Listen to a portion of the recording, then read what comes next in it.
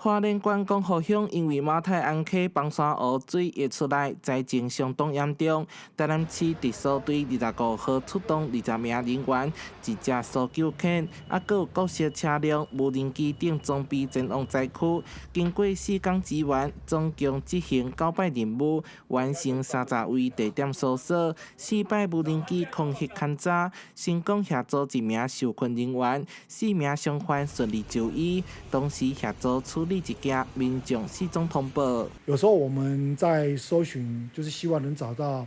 受困的民众、活着的民众还有其他可以找到的生还者简单的一个小插曲、一个小动作，竟然会他们的家属非常的感动也非常的感谢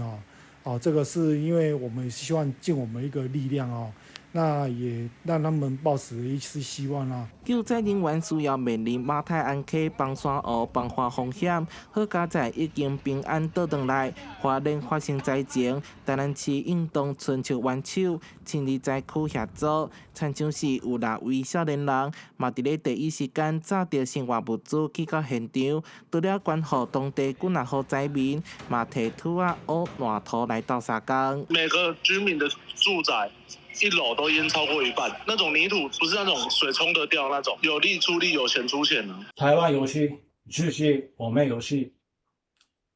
加油花莲，加油光复！另外，住伫咧日本岩手县盛冈市的311地动灾民，因为感念主祭，感谢台湾迄当阵的援助，知影花莲的灾情了后，马上组志工团体发起募款行动，预计伫咧11月份会有专人送到花莲主祭功德会，要互台湾、日本互助互爱的精神发扬出去。